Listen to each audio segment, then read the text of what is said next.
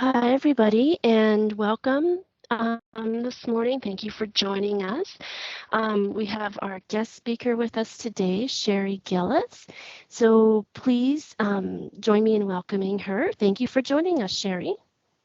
Good morning. Thank you, Leslie. Well, as Leslie pointed out, my name is Sherri Gillis, and first and foremost, thank you everybody for taking the time out of this demanding school schedule to come and sit and hang out and chat today. So I was invited here today just to talk to you as a graduate of CanScribe, but because I figured it would be super boring just to listen to me and listen and sit and stare at a blank screen, I just put together a simple presentation for you to at least give you something to mindlessly stare at. So, well, let's dive in. So I thought I would, Would you mind sharing your screen with us again? Something, it clicked off here. Okay. Where are we?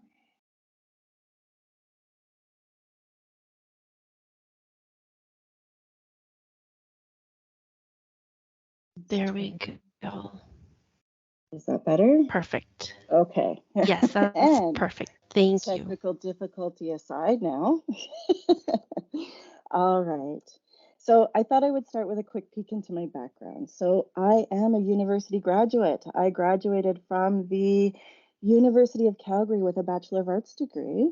I am also the proud owner of a business management diploma. My working career had always been in retail management.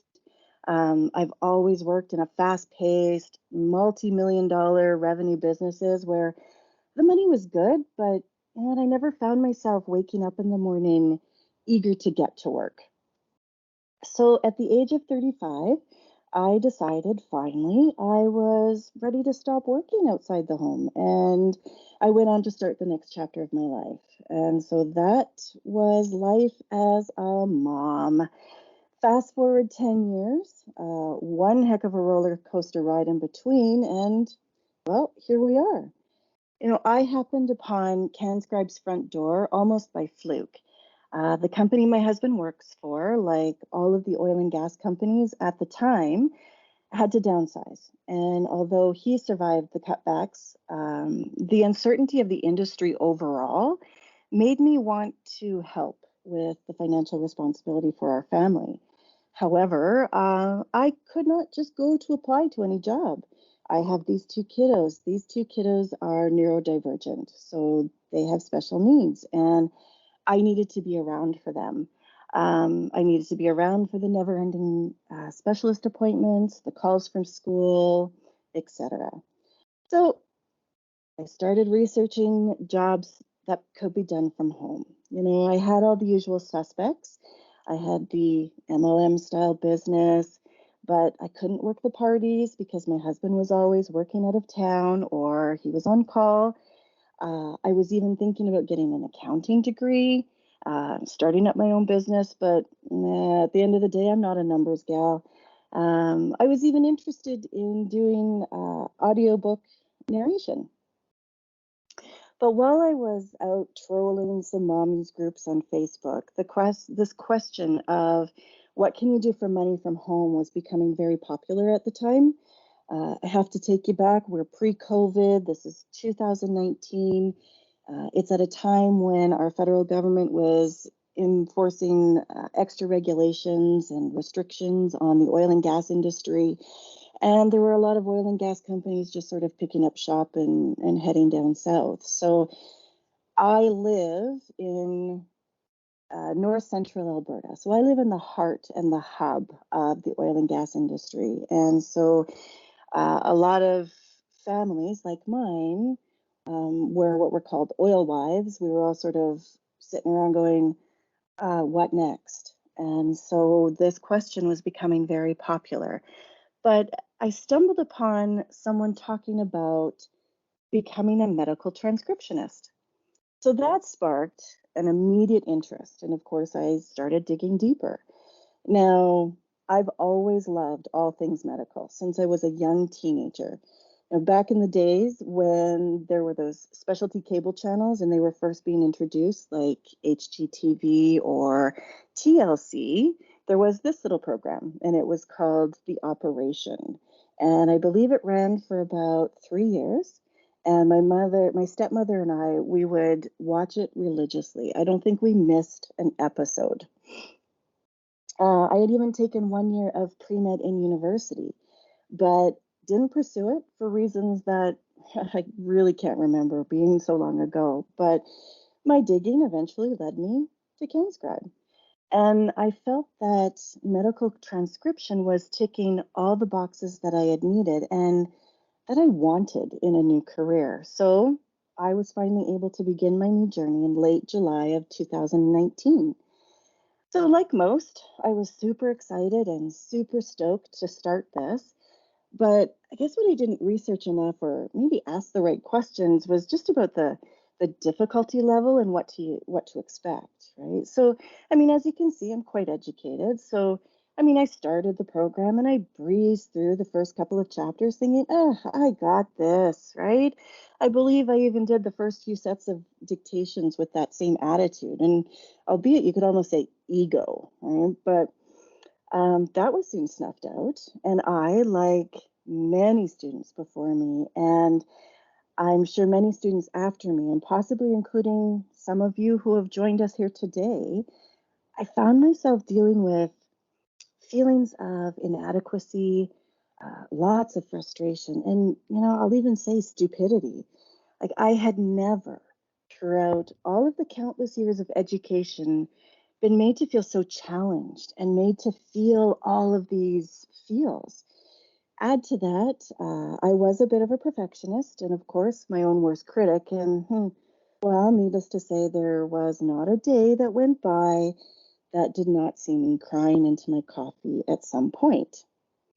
So the question begs, like, how did I overcome all of this, I guess, negativity and self-doubt and go ahead and complete the course with honors? Well, first and foremost, I turned to the amazing staff, right? It started with the monthly check-ins from student services, and they were fantastic, like I'm sure you all know. They helped to reassure me when times are tough, especially during a hiatus that I had to take when we were all stuck in lockdown. And, they gave me those pep talks when I needed them the most. Right? I also religiously used the chat system and multiple times, usually within the day, and I would generate many, many, many emails asking for clarification. I kept printed records of those chats and emails so that I could and I constantly refer back to. When I was feeling particularly crushed, right, I would reach out for that phone conversation with one of the instructors. And usually that was with me on the other end, sort of a crying and bumbling mess. But, at the end of every conversation, I have to say I always felt reassured and empowered and that I would persevere. And I know it can feel daunting and sometimes even embarrassing to reach out because I felt that too. I was an educated woman. English is my first language, but why could I not wrap my brain around some of these rules? But I mean, I'm here to say that once you make that initial contact, it just gets easier from there, right? That age old quote fits well here. There is never a stupid question. So, constant contact was just the beginning. What else did I do? Well, I created lists. So I used Google Sheets and Google Notes. It was cheap. Google was free. I used these consistently for probably, I'm going to say 99% of my school training. And it was really only when you get to the interview and resume section that I actually signed up for the um, Microsoft Office. And that was just simply to, it was a little bit easier just to use the templates for the resumes and things like that. So religiously, you can see I use Google Sheets. And this is an example that I took from what I call my terminology sheet. So my sheets were divided into tabs. In each tab, they were listed by body systems. And I had 2 tabs for every body system. I had one for all of the terminology that you were learning through the course of the that particular system. And the other one was for medical equipment, pharmaceuticals, and procedures. Now, I separated the two because I felt that having just one tab for one body system was proving to be way too overwhelming for me. So I found that by separating them out, and then being able to alphabetize each subcategory, if I was stuck in, let's say, a surgical report, and I hear something bladder evacuator, and I know that it's part of the GU system. And then I was finding that I could quickly scroll through and, oh, look, there's Ehrlich bladder evacuator. Is that what I'm hearing? Most definitely. So for me, this just felt it worked for me better than just having one large, gigantic tab. I loved my tabs. I created many tabs. I had tabs for general terms and general abbreviations, just things that you would hear during physical examinations or other general medicine, period, things that just didn't seem to fit into your body systems. I had a tab for my sound alikes. So much like in the back of your book of style, I had my own. These were the terms that I would often confuse or mishear. Things like profuse or perfuse, or ashore versus enshore. I also had a tab called My Commonly Misspelled Words. And obviously, these contain those words that I would spell incorrectly all the time, like paresthesia, not parasthesia. Or how about weight bearing as one word, not weight bearing as 2 words? So that's where I started. What else did I do? Well, I would constantly add to those lists after I completed every dictation. So whether it was one that I marked or one that the instructors marked, I also made sure to make a note of what BOS rules I was mixing up. And if I couldn't figure that out myself, well, I added that to a note to send to an email to one of our instructors. What else did I do? I would re-listen to dictations. Particularly those ones that had proven to be most difficult. And I would make note of those so that during my pie prep, I would go back and I would re-listen to those to sort of get my ear a little bit more familiar. But I will also say that I learned that re-listening to dictations that you started off like earlier in the process, um, even whether you're a third of the way through or 3/4 of the way through, if you go back and listen to some of those earlier dictations, you will be amazed to at how much that you've actually been retaining and at how much you actually get to hear, right? What you didn't were not able to hear before, sorry. Uh, it's just such a great way to sort of boost your confidence when you're having one of those days when your mind to finger connection just isn't working. What else did I do? I was like you. I sat there and I listened to the webinars and I made notes, and I found that there was always something in every webinar that I attended and that I would listen back to. Um, I would get little cheats and little rules and things that really helped. And then finally, as I mentioned before, I would send emails and chat requests. When I just couldn't figure out what I was doing wrong or when I needed a rule to be explained differently, I cannot tell you how many times an instructor would provide those little cheats that would help make that rule easier to understand.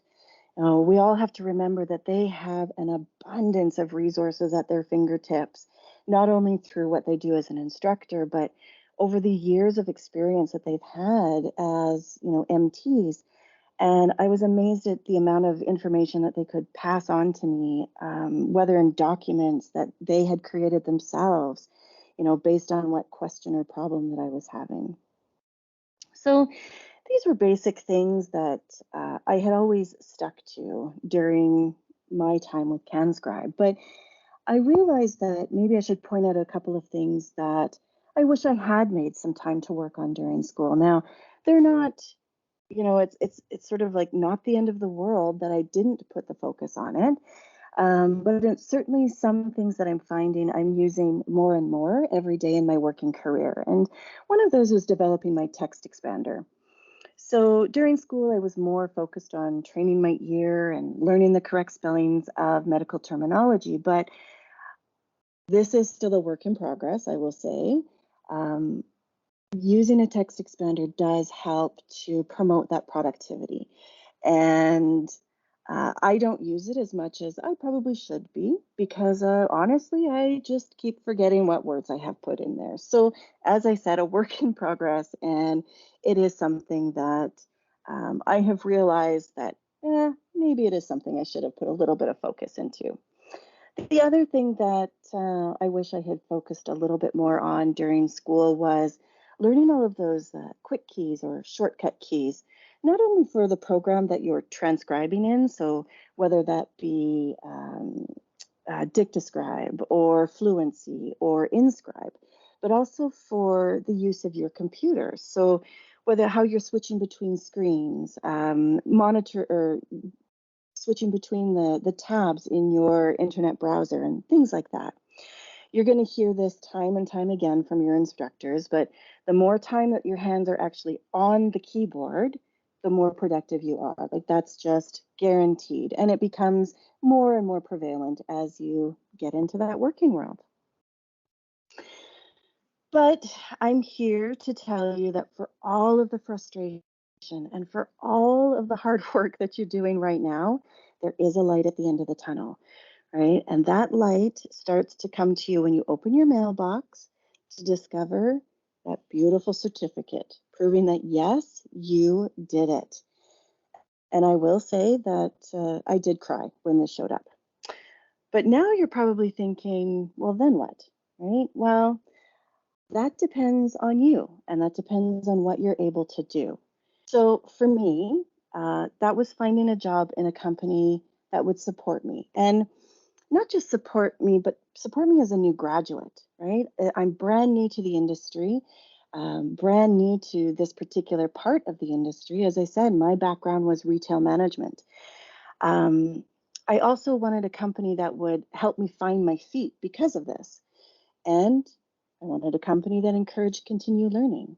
And I wanted a company that could do all of this and allow me to work from home, right? Easy peasy, nice and simple. It proved to be a little bit taller of an order than I was expecting. So I finally graduated in August of 2021. So we're still in the depths of a pandemic, right? Not knowing what to expect. I took a couple of weeks off to enjoy the end of summer with my kiddos, right? And also to help them get prepped for a school year that was foreign and new to all of us, right? They had to learn how to be masked all the time and to social distance and to learn the rules and the restrictions around, not being able to play with their friends and only if, be with those that were in their cohorts and things like that. So I needed to make sure that they were going to be okay. And once I knew that they were going to be okay and that they had settled in at school, I started my work search journey. I hooked myself up with accounts to job search engines such as Monster, Indeed, LinkedIn, and something called Simply Hired. And now these are just a sample of the search engines that I use, but I will say that in my experience, these were the ones that provided me with the most feedback. And so I made sure that I was set up for alerts and I was set up for the notifications and I applied to everything that seemed to fit what I needed. I also researched all of the companies that CanScribe provided. So when you graduate CanScribe provides you with a list of companies that will recognize graduates of the program. And so here's a small sample. There's Acuity, Kaiser Solutions, LDMTS, GTS, iMedics, and NTS Transcriptions. And I also, I believe, on CanScribe's website, there should be a section where you can find testimonials. And on that testimonials tab, there is an employer section, or there used to be.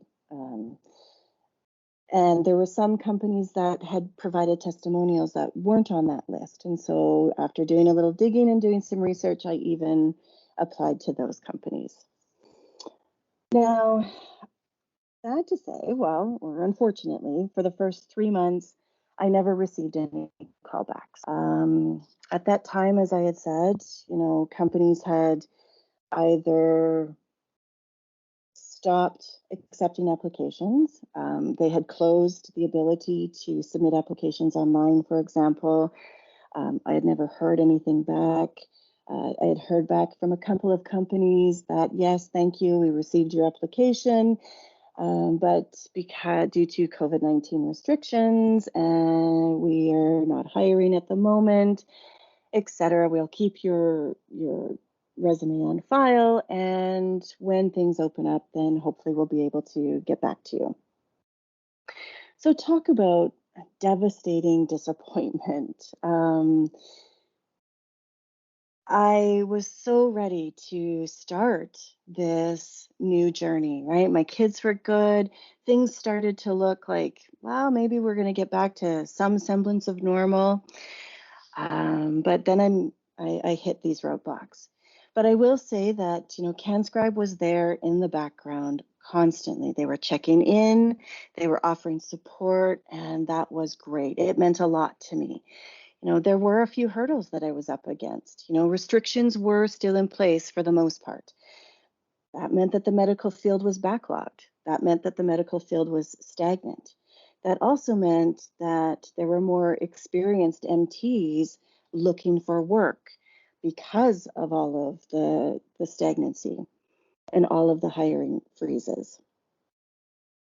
But I will say that at this time, I had come across a quote that helped me through this process. And once I resigned myself to this philosophy, plus there was a heads up from some of my instructors, I ended up actually landing a position as an independent contractor with the Australian company NTS shortly thereafter. And that quote was trust in the timing. So CanScribe sets you up for success, but you do have to have a little faith, and you do kind of have to trust in the timing, as I said. So it was the middle of December. I started my job search about, the beginning of September, and it was the middle of December, just before the kids were out for Christmas break, that I received an email stating, thanks, we received your resume. We would love to put you through to the application process.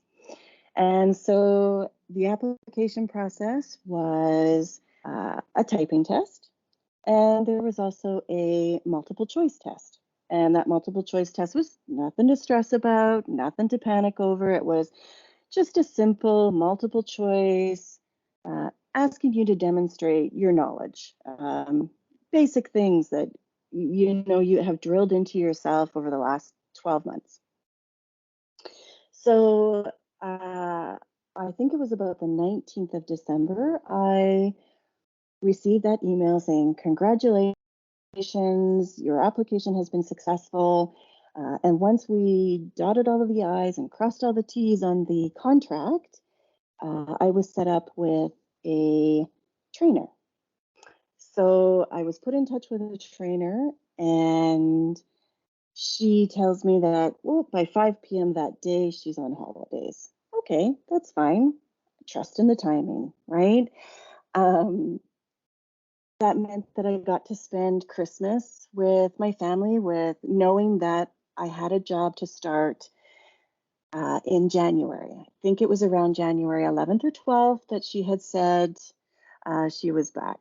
So ready to go, rock and roll. January 9th comes along and my entire family contracts COVID. Okay, so had to push the training back a little bit. So, and then my daughter had a surgery, and meanwhile, I'm still trusting in the timing. But finally, about the middle of February, I was finally able to start my actual training. And by about the fourth day, I think it was the fourth day of training, my trainer logs on with me in the morning and says, "Hey, great news. I've recommended you for advancement. Take the day off and wait until you hear back from your group leader." And so here we are. It's now middle of May, and I am working for NTS, and I primarily work in the endocrinology specialty. So I still do many of the same things that I did in school to succeed. I created lists. Those lists composed of terminologies and abbreviations and medications because I'm working with an Australian company. The rules are a little bit different. They use British spelling. So there was a little bit of things to not necessarily relearn, but just to rework, right? I even started a list of doctors that I'm constantly in contact with and what they like to say, how they say it, common words, etc. The way NTS is set up, at first, all of your files go to QA, and then those dictations are QA'd, and you end up seeing what the feedback is, much like we are used to. And I would still check my QA dictations every day. I would make notes. I add terms to my lists. I follow up with my group leader at least once a week, me for clarifications or any questions that I had, or even just to check in. And it's all going great. NTS is an awesome company to work for. I feel extremely supported, and I am loving what I am doing right now. So before I sign off and take any questions that you might have, I wanted to leave you with a couple of quotations that I had hanging on my wall since I began my journey with CanScribe, and they still provide inspiration every day. Now, this first one actually comes from CanScribe, and I believe it was in one of the webinars that I had listened to, and occasionally you might hear it from one of your instructors, and it's the 3Ds, and that's doubt, discipline, and decision making. So always doubt what you hear. Never assume that what you're hearing is what that dictator meant to say. He might have said left, maybe they meant right. They might have said he, maybe they meant she. Maybe they said 2011 and it meant supposed to be 2021.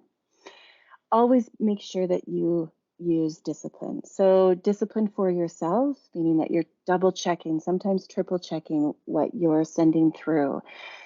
Making sure that you're taking back all that feedback and that you're creating those lists and that you're doing what you do in order to succeed. And then, of course, decision making. And decision making happens as an MT every single day. For myself, for example, I'm working in the endocrinology specialty. I am constantly trying to decipher whether did the dictator say hyperthyroidism? Did they say hypothyroidism? Oh, how about hyperglycemia versus hypoglycemia? So you're constantly having to utilize the tools that CanScribe has helped you with in terms of mastering your research skills and mastering your ear. The last quote that I wanted to leave you with was something that just stuck with me through all of this time. And it's, "We are what we repeatedly do. Therefore, excellence is not an act, but a habit." And that comes from Aristotle.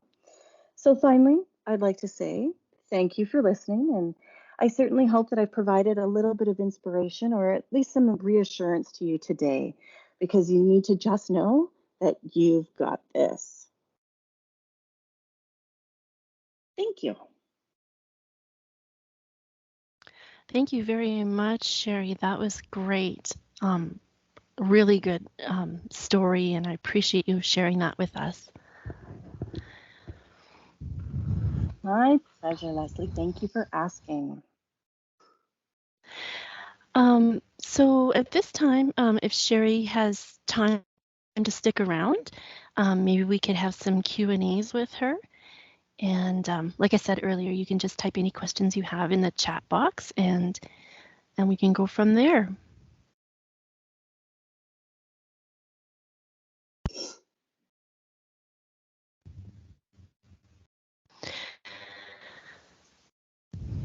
So if you don't mind, while we're waiting, do you mind if I ask one question of my own?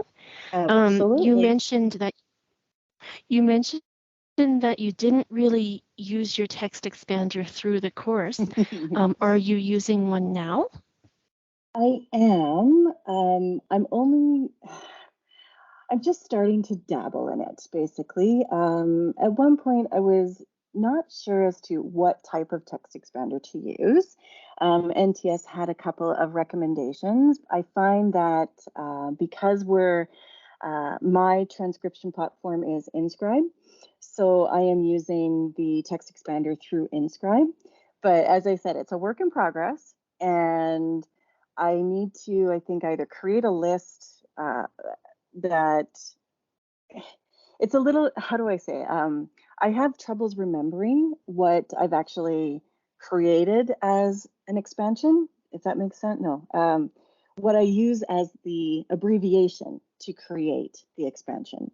So it is definitely something that I understand that it will help my productivity, which is now what I'm starting to focus more on now that I've, sort of gone through um, the initial phase of relearning and learning account specifics for not only NTS as a general company, but as the individual clients that I receive.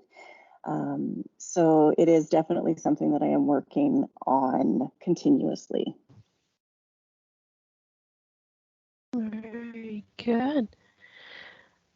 A couple of students are asking if you could repeat the final quote that you had.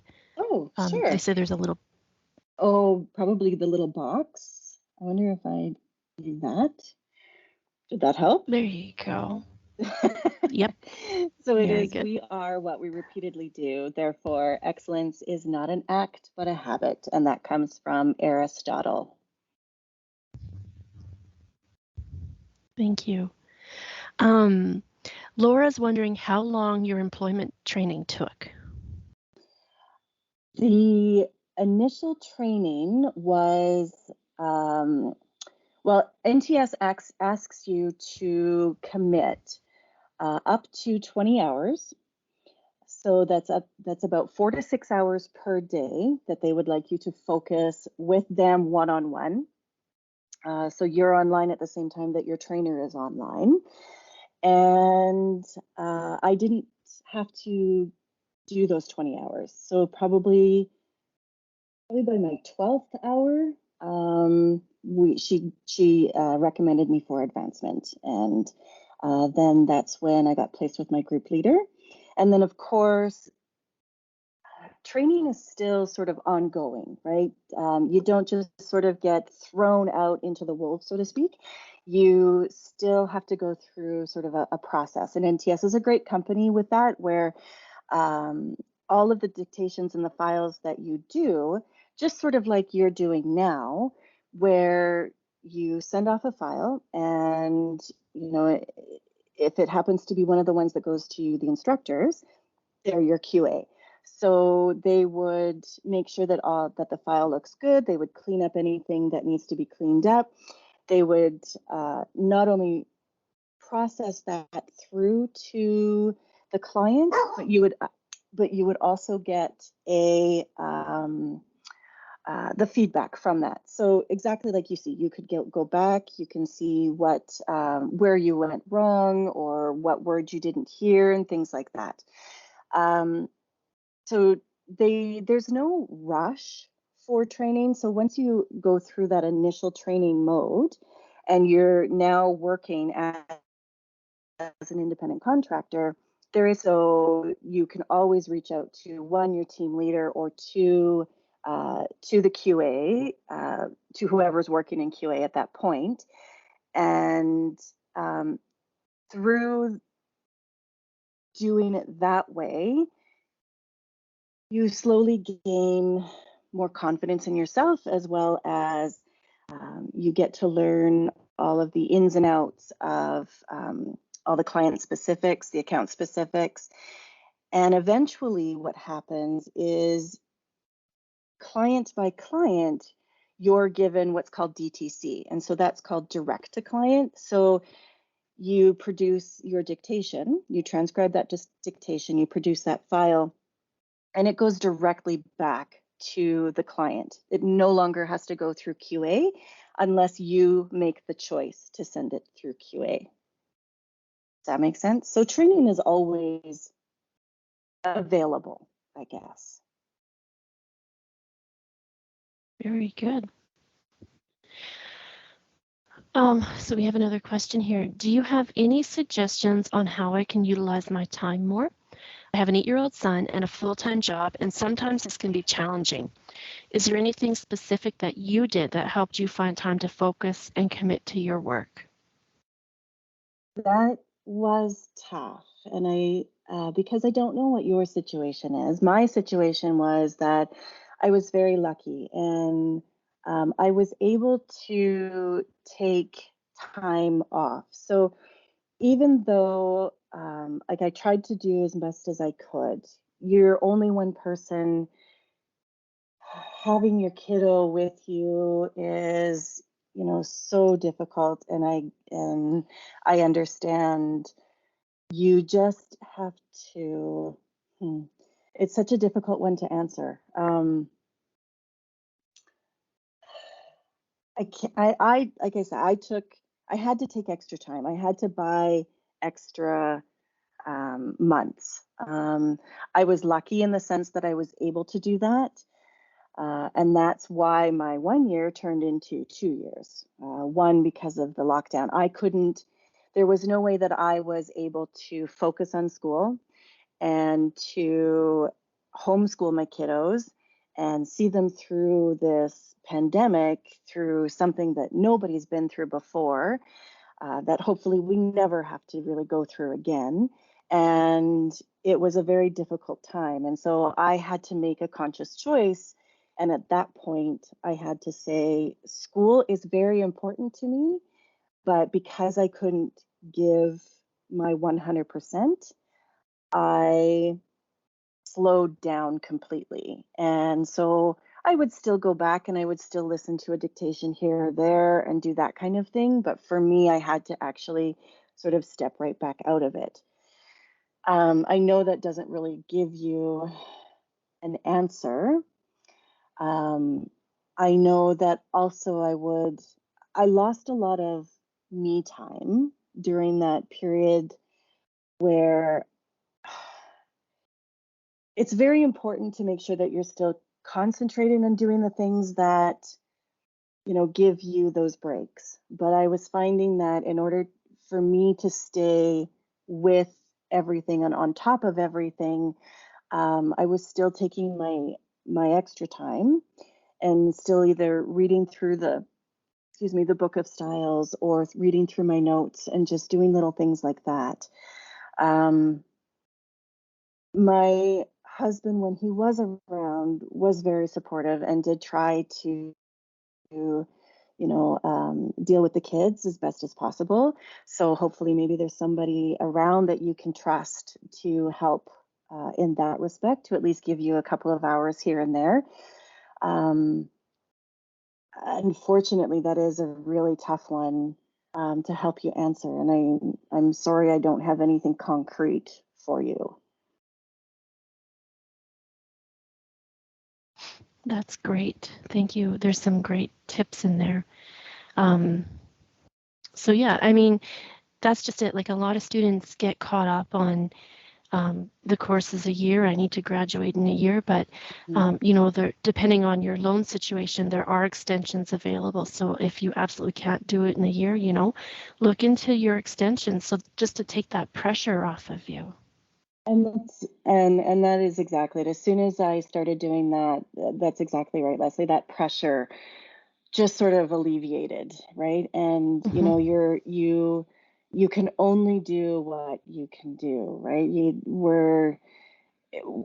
We're still not anywhere near normal, right? I hear it every day. Like I'll tell you, Australia is still in lockdown and still doing major restrictions and that sort of thing. So it's still present, and it's such a difficult time for all of us to sort of go through. But uh, hopefully you can take a little bit of reassurance from the fact that considering all the hurdles and the roadblocks that I was stumbling upon, there is something out there at the end, right?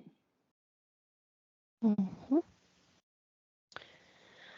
Okay, so moving on, next question. As an independent contractor, do you carry liability insurance, and or did you choose to set your business up as a limited entity in order to protect yourself from liability? So I guess it would depend on which company you end up with. Okay, so basically, Canadian government rules are that you do not have to create a business entity. Like, you do not have to create a small business for yourself if you use your own name. So I don't go by anything else except for Sherri Gillis. And so because of that, I didn't have to set up like a business number. I didn't have to get, I don't have to get a GST number because I think you have to be above a certain amount of dollars per year for that. Um, I don't have any kind of additional insurance because the liability is still within the company. So the liability is still falling on the shoulder of the dictator, right? So that's, um, and with all the checks and balances in place, with, as I said, like, following the 3Ds, being, doubting, disciplining, and making those decisions. And then any decision that you still are unsure of, sending it through to QA. If QA still can't figure it out, then they send it back to the client with, the timestamps, etc. Don't feel, this was a big thing for me, is that uh, I I felt so horrible about sending something through, even during school, about sending something through with a timestamp. I thought, that's not cool. Like, why can't I get it? I should be able to hear this. But there are things that are out of your control in the working world that you just don't you just can't get past, right? And so with all of the checks and balances in place, I felt that no, I don't need that extra liability, but that's because of what is in place with the company that I'm working for. Now, if you are an independent contractor, I believe, and you've gone out and you've sourced out a doctor whom you and he are sort of working one-on-one, and he doesn't have sort of that broader um, company, like there isn't that umbrella, then I think then it would be important. But for myself, I don't feel that that's necessary at this point. um, did that answer that? Yep, all good. Ah. All good. That's a good one. Um, how many clients or accounts do you have? Personally, so I have 5 right now that I can send direct to client. The endocrinology specialty that I am in is hundreds. So as you gain more confidence and you learn all of the account specifics for all of these clients, and you start to become more comfortable with, you know, the just all of the other things, because things are a little bit different.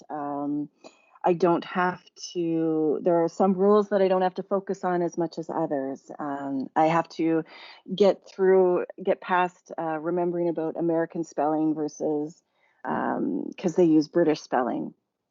Once you show to your team leader, and once they feel that you're ready, then they just start letting you know that here's another client that you can send DTC. So I mean, I'd have to say that I'm proud of the amount of work that I'm capable of doing, that I have the time for, right? Because like I said, I'm a stay-at-home mom, still have 2 kids, still trying to do all of that as well. And you know, since I've really started, I've gained 5 clients that I can send through. And so those clients, though, are basically hospital accounts. And so you have several different dictators within that particular client. So it's never a dull moment. And there's always constant change. But the more that you do, the more time that you put in, the more that, you know, your team leader is going to recognize that and keep sending them down to you. That's great. Another question is, did you get to choose your specialty, or did they just place you in endocrinology?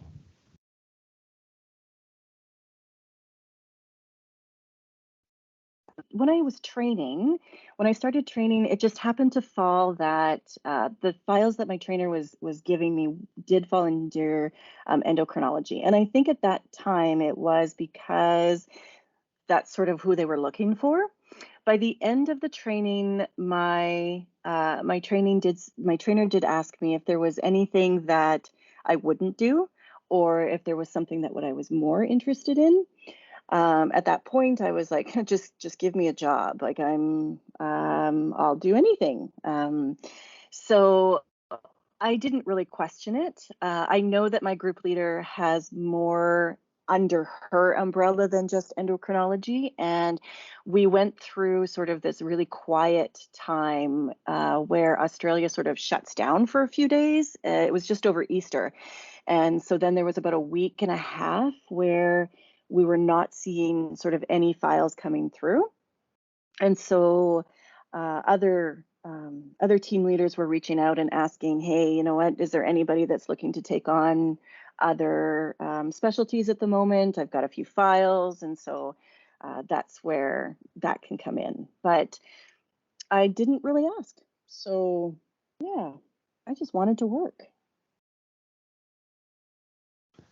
Yeah, totally understandable for sure. And then, you know, the more familiar you are with the system, the quicker you can be with the dictations, and more familiar you are with your clients as well. So that's great. It's a whole snowball effect, right? So yeah. Yeah. Christy was asking, what's a timestamp? Oh, okay. Remind me, Leslie, what did we do the control Q? No, what was it? The control, the 5 spaces. That's it. Yeah. Yeah. It's the 5 spaces that you use during your time in CanScribe. So instead of when you're not being able to hear something and you're putting in those 5 spaces, here it's an actual audio timestamp that will allow, whether it's QA or whether it's the client, to be able to jump to that particular time in the audio as opposed to listening to the whole thing. And then that it indicates exactly where you can't hear that particular term, or the audio is has gone funky or things like that. Great. Lucianne wonders, how long are the dictations? Are they like in school, varying between 30 seconds and 10 minutes and more? She doesn't know what's ahead for her. Oh, it is, absolutely. So your dictations will definitely vary. So sometimes you will have like a quick, I'm going to say the shortest file I've seen so far is 34 seconds, and that's because it ended up ending abruptly. So the something happened and the dictator wasn't able to finish. I have had files up to 20 minutes.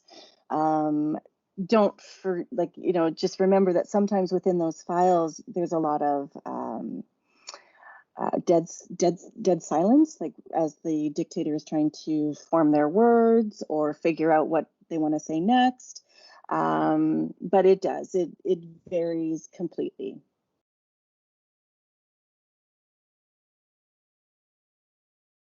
That's great. Thank you.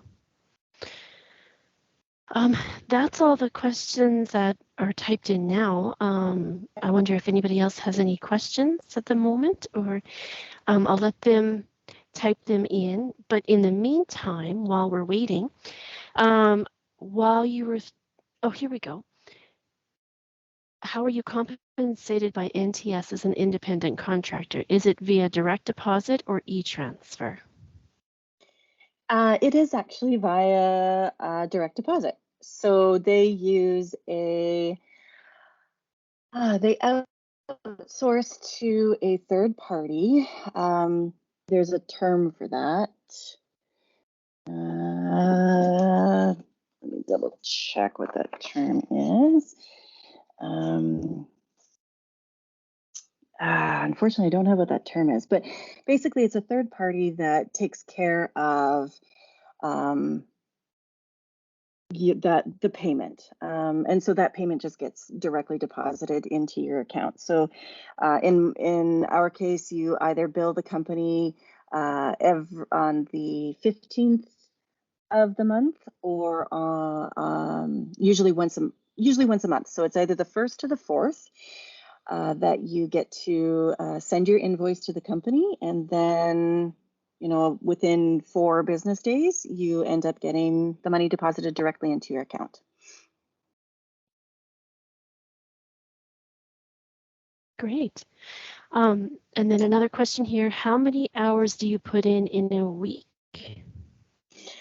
Right now, I am slated with NTS to do, basically it's the minimum. So it's sort of part-time. So I am required to do 1,000 audio minutes a week, or which is basically the equivalent of about a 20-hour work week. Very good. And then do you have to charge GST or HST? No. So I do not know the reasoning behind that. I just know that I don't have to worry about it. Right Sorry, I on. can't. Yeah. Sorry, I can't be more specific. But I don't know if it has to do with the fact that you're just an independent contractor or what. Like, as I said, it's. I know that somewhere along the line I read it, but unfortunately, I don't have that information in front of me today. Exactly. Yeah. So I had a question for you. I know that as you were going through school, we followed the Book of Style. Do you have a book of standards that you follow through NTS? No, Australia is a little bit different in that regards. So there are a lot of similarities, and there are things that they choose to do a little differently. For example, I don't have to worry about compound modifiers. When I read that, I'm like, yes, but they don't. Basically, what it is NTS has a general, what they call their general set of rules. So sort of like an account specifics that are they're sort of your umbrella. And then each individual client will have what their expectations are within that. So the account specifics for the individual client will be more like how they want their headings formatted, or what you do with how to address your letters, for example, like which doctors, or whether or not you need to worry about that, or that kind of thing. So we still have general rules like the use of commas, the use of abbreviations. We have to follow certain like the abbreviations for measurements a certain way. We still have there's preferences that they prefer. So like follow up, for example, right? The one that always gets all of us. We don't have to worry about whether it's, a verb or an adjective or a noun or anything like that. It's straightforward. It's just 2 words, follow up, for example. So they do set you up with, it is a general, not a general, like it is very specific in some respects, but it is sort of like their guidelines as to what they're expecting. Very good.